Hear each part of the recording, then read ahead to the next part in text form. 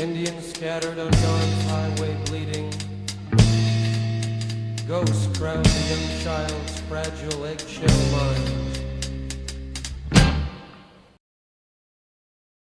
Hace una semana comenzamos a transitar el camino de recordar lo que era la noche de Santa Rosa y la diversión en los 70. Conocimos un poco cómo empezaba a expandirse ese fenómeno comercial.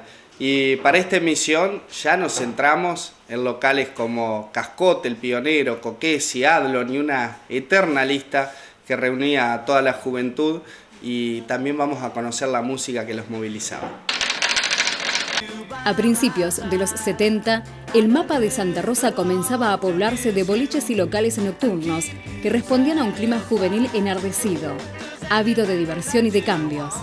Salpicados por la crisis y la vigilia por la democracia que desandaba su camino en una dictadura en retirada, un amplio espectro de géneros musicales empezó a abundar en La Pampa y su capital. Era muy ameno, se salía, tenías muchas alternativas. También era la época del cine, había muchos cines, no recuerdo si eran 8 o 10 cines que había en Santa Rosa. Tenías confiterías en el centro y confiterías fuera del centro, confiterías acá en la ruta, sobre la ruta 5, en determinados lugares. Entonces tenía muchas alternativas, pero si bien había mucha vida nocturna, era bastante tranquilo, ¿no? No era muy complicado salir. Lo que desmiente por ahí algunos posicionamientos actuales de quienes quieren disciplinar la noche por la fuerza, ¿no? En la actualidad. Se hacían desfiles de modelos, estaba de moda Cedería Raúl, ya no existe, quedaba en lo que llamábamos la calle de Oro, modestamente fue un invento mío, que es la cuadra de la calle 9 de Julio que va de Avellaneda a Pellegrini. Todos los comercios, más los comercios que estaban en la planta baja de la recién inaugurada Caja Provincial, el Instituto Provincial. Abajo tenía locales, Zapatacos, Fátima. Tras la irrupción del rock de la nueva ola y la persistente presencia del folclore, al gusto juvenil también se sumaron otros géneros como las baladas, el folk, el soul y las primeras fusiones que en Argentina tuvieron como artífices a Gustavo Santaolalla y los tintes de Pescado Rabioso, pioneros en el arte de las mezclas. Pasando por el ritmo cautivante de los Creedence, la mística de Jim Morrison y los Doors o la locura de los Beatles, todos los ritmos, todas las corrientes podían convivir y abrazar a la demanda de la juventud de Santa Rosa. Una movida que poco a poco empujó a la apertura exclusiva de locales para vivir y extender las noches provincianas. Los artistas surgieron acaparando la atención de la ciudad. La música local tuvo como pioneros a Los Violentos, que alumbraron el nacimiento de la cueva. Pero con sello pampeano también brillaron en los años siguientes Sol Naciente, el dúo Foreto, entre otros. No tengo un recuerdo muy preciso de las bandas que venían, pero sí recuerdo que ya comenzaron a generarse bandas en el medio, ¿no? Las primeras banditas de rock o de música que, no sé, tocaba toda la música de aquel momento. Me acuerdo que yo, el Flaco Baquer, Raúl Fernández Olivi, solistas, ¿no? Y que eran infantables en cualquier reunión o en cualquier movida, ¿no? Recuerdo Alma y Vida, que creo que fue el primero que vino, en el año 74, al Club Sarmiento, invitados por Garfio. Que, bueno, yo no recuerdo cómo habían hecho el contacto, pero se habían relacionado en alguna ocasión en Buenos Aires, y Garfio, que fue el primer grupo pampeano que hizo rock nacional, bueno, los invitó a venir al Club Sarmiento y ahí tocaron, y tienen anécdotas muy interesantes sobre ese encuentro. Actuaba 04, uno de los conjuntos, sé que le va a interesar a usted rememorar a 04, entrañable conjunto, muy bueno, lo presenté muchísimas veces. Estaba el amigo Braille, era el cantante, un excelente cantante por otra parte. En ese momento los Violentos de los hermanos Roldán iban dando base a lo que fue el conjunto para mí máximo, que era Sol Naciente. Sol Naciente con Mángano, Sol Naciente con un grupo totalmente moderno y pujante, inclusive Foretto. El éxito de los bailes en los clubes All Boys, San Martín o Sarmiento comenzaban a formar parte del pasado, sumándose al ocaso de los míticos carnavales, que fueron anulados por decreto militar. Como contrapartida, los años de oro bañaban de emoción a la capital provincial con la aparición de Cascote en la calle Gil, de Ova en un sótano de la calle Quintana al 200 o Adlon en Gil e Irigoyen. Cascote se pone con todo, absolutamente todo lo que tenían en Buenos Aires. Disjockey de la época de Cascote, por ejemplo, les puedo nombrar al amigo Christensen, Oscar, muy jovencito, con una impronta especial, era uno de los disjockeys. Ya empezaba a aparecer Ovidio, nuestro querido Ovidio de siempre, el flaco, el Tero García, que era también operador en emisora pampeana. Y bueno, recuerdo que lugares así de reunión, en el centro, en las confiterías, bueno, el boliche por excelencia era Cascote, en esa época.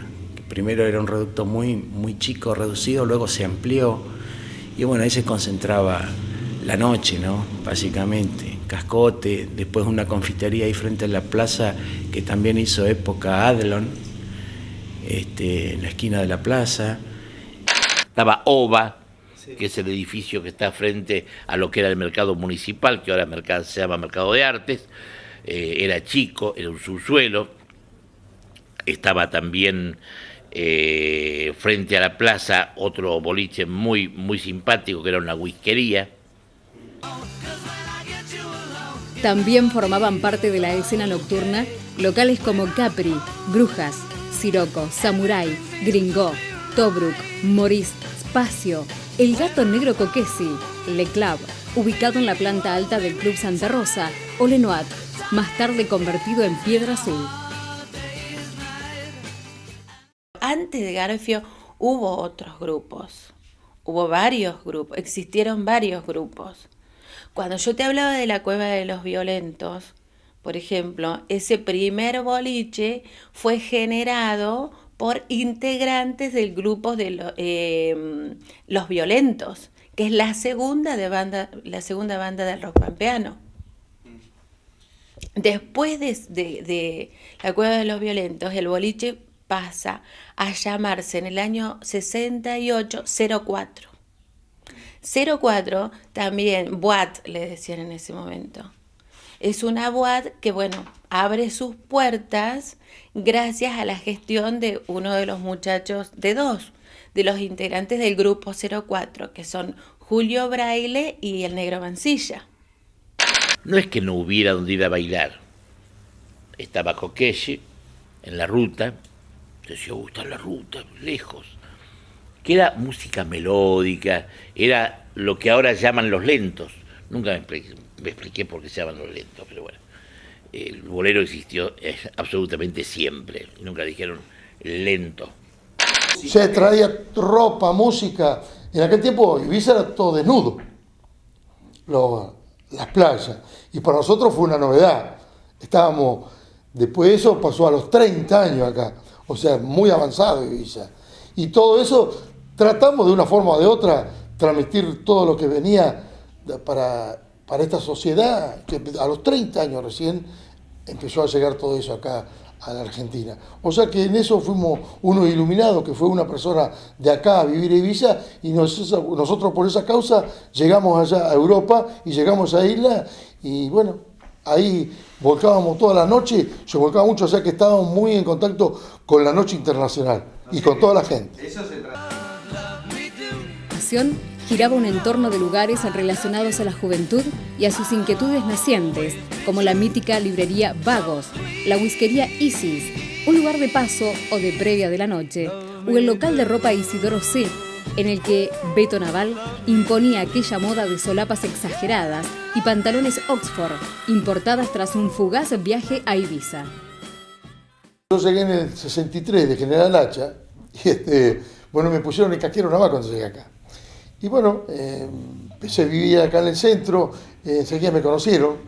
Éramos pocos, en aquel tiempo no éramos ni 25.000 habitantes acá. Así que, bueno, estudié, llegué hasta tercer año y bueno, después puse un negocio con Toto Fune en el 68, que era Isidoro C., por Isidoro Cañones, una boutique, y la tuve hasta el 71.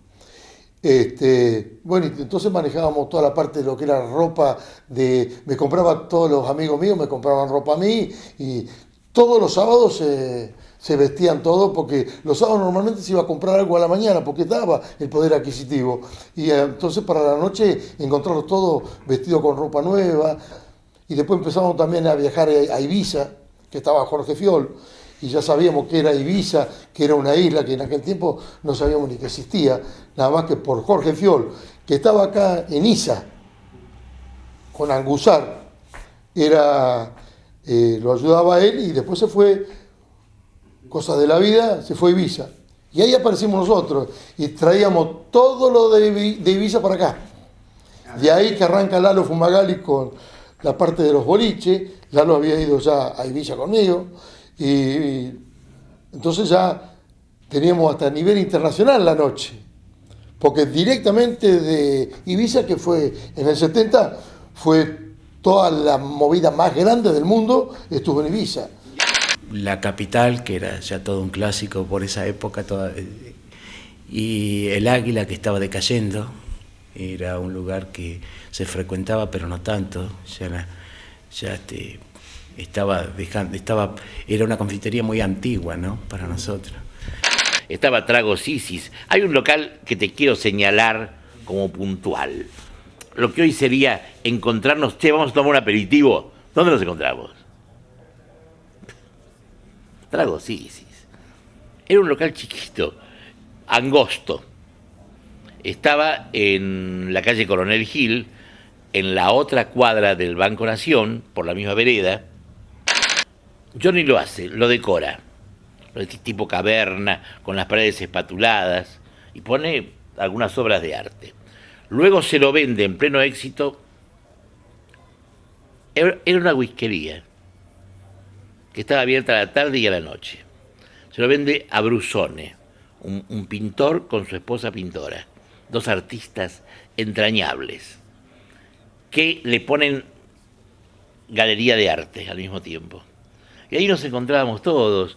Era un lugar de paso. Te quedabas un rato a la noche, etc. Al mismo tiempo sale en la calle Pellegrini la Cueva del Gato, otro boliche que era medianamente bailable, chiquito. En 1973 asumió la gobernación José Aquiles Regazzoli, que no alcanzaría a completar la totalidad de su mandato a raíz del golpe militar del 24 de marzo de 1976. Santa Rosa, en consonancia con lo que ocurría en el país, empezó de a poco a percibir los efectos del autodenominado Proceso de Reorganización Nacional. La vida juvenil se perfiló entonces hacia un retroceso, mirando el futuro de distinta manera. Había muchos controles. Yo tuve la suerte que andaba con barba y todo, pero no tuve problema, pero ya había miedo, había persecución. Entonces todo eso, todo te va delimitando. Entonces ya se notó el cambio, ¿sí? Ya vos sabés que esa época fue muy brava para nosotros. ¿Y eso repercutió en el boliche, en la diversión, en el ánimo? Y en todo, porque aparte económicamente también ya empezó a caerse el país. Ya empezó la decantación del país. Ya empezó con Martínez de O. Llegamos al tramo final de este especial sobre la noche de Santa Rosa y decíamos que, centrándonos en el golpe de Estado, vamos a conocer un poco cómo impactó eso y el clima social enrarecido que fue conduciendo de a poco a la debacle económica, tanto para los jóvenes como para todo el sector comercial de la diversión, y que también impactaría la persecución de muchos de nuestros artistas que eran cultores de la noche. El clima de agitación y diversión ya se había enrarecido para fines del 75, cuando comenzó la represión ilegal durante el gobierno peronista encabezado por Isabel Perón. Las acusaciones de subversión y las sospechas hacia los jóvenes fueron una constante en esos años, y en ese marco, los artistas pampeanos y los cultores de la diversión o la militancia debían moverse con precaución o elegir el camino del autoexilio.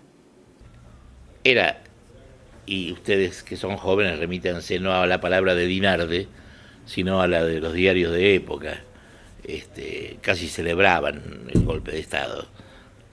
No nos engañemos. Ya cae, está al caer, era todo una hoy hay muchísima mentira en torno a un montón de cosas. Los rockeros y los folcloristas fueron el blanco de la persecución ejercida por un Estado represor y criminal que en La Pampa tenía por aquellos años al jefe de policía Luis Enrique Paraldini como el inquisidor de turno que, entre los íntimos y no tanto, rotulaba al rock como música de drogadictos. Mientras la nueva ola subsistía en una aparente burbuja, la persecución y la intriga perversa parecían abrazar a todos y cada uno de los sitios convertidos en íconos de la juventud, al punto que algunos de ellos cerraron puertas, sucumbiendo ante la opresión. A partir del 75 se empieza a ver un poco esto, ¿no? Ya el último periodo del gobierno democrático se comienza a ver un poco, ya hay las primeras manifestaciones acá, incluso es el periodo donde mayor cantidad de gente cae presa, acá en nuestro medio, en Santa Rosa. Bueno, a partir del golpe y al año siguiente, recuerdo que sabíamos ir a, no sé, a determinados boliches del centro, confiterías, y veíamos a todos los personeros de la dictadura alternando de alguna manera con una presencia en la noche, ¿no? Recuerdo que había un intendente que gustaba mucho de pasearse por las noches en las confiterías con sus amigos y bueno, esto marcaba un poco la presencia de todo un nuevo orden, ¿no es cierto? Cuando en 1978, el último día del mes de febrero, me dan la opción, media hora para renunciar a LU33, emisora pampeana, o me declaraban prescindible. Estos no eran 3 militares, no, estos eran 3 civiles. Uno de ellos, el asesor jurídico, luego diputado que se rasgaba las vestiduras, era asesor jurídico y me dio media hora para renunciar.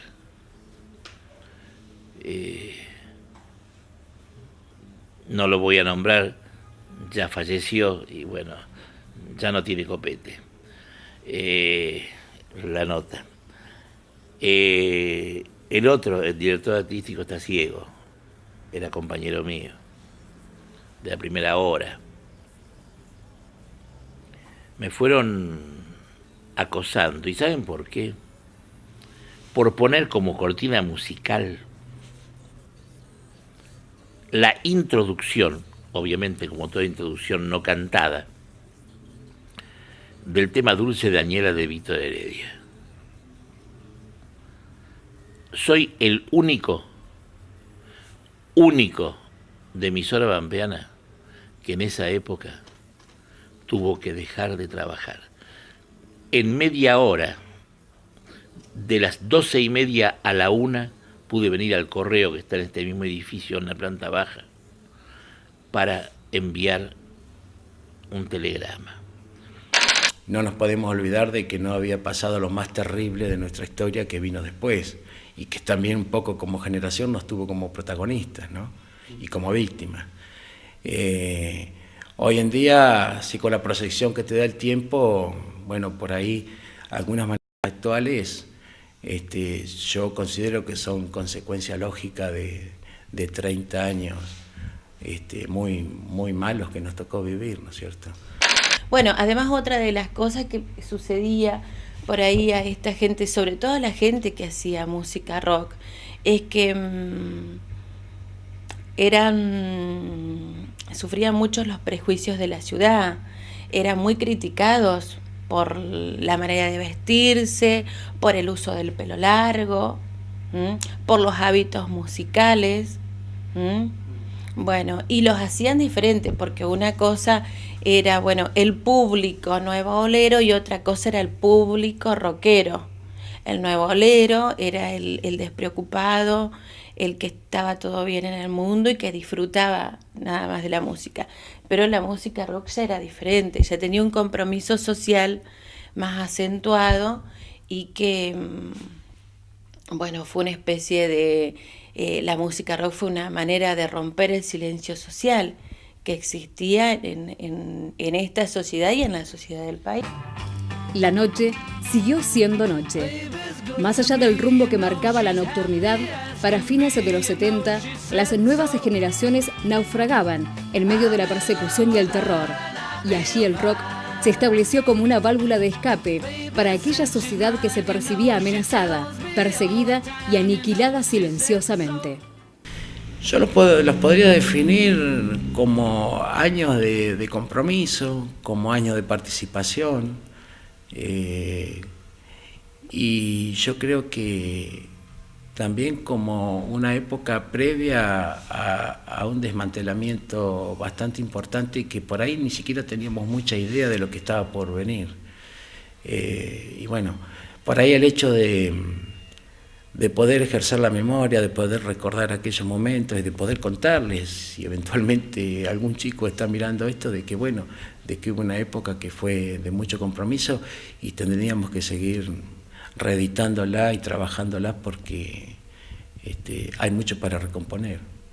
Del 66 hasta el 76, esos 10 años fueron... A lo mejor yo te hablo de eso porque es la juventud real mía, y donde teníamos toda la fuerza y que teníamos pocos problemas de todo, ni de sociales, ni económicos, ni obligaciones tampoco, entonces disfrutábamos las 24 horas para nosotros. Pues después vienen, por eso yo siempre hablo de que la juventud hay que disfrutarla, porque no viene más. Viene una vez y pasa, y si no la usaste al tiempo ese tan lindo, después ya vienen todas las obligaciones, los compromisos, que ya, o sea, ya empezás, ese tiempo lo empezás a dividir en 2 o 3 sectores que te deja ya, no es lo mismo que cuando vos tenés 20 años que vivís todo para vos. Eso. En ese marco, y a pesar de esa tangente de ferocidad, la noche y la diversión siguieron presentes, aunque perdiendo el brillo y la intensidad que emanaba en las noches del inicio de década. Los locales nocturnos y los inolvidables boliches bailables, junto a una juventud que plantó banderas a modo, caerían bajo las garras de la erosión del tiempo recién pasados los 80.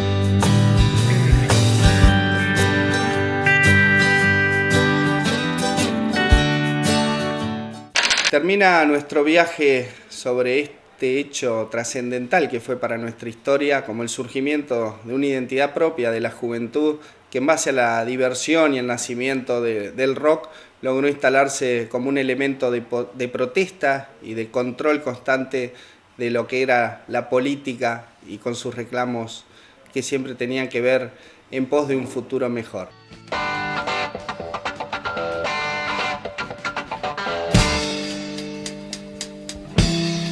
Indians scattered on Dawn's highway bleeding. Ghosts crowd the young child's fragile eggshell mind.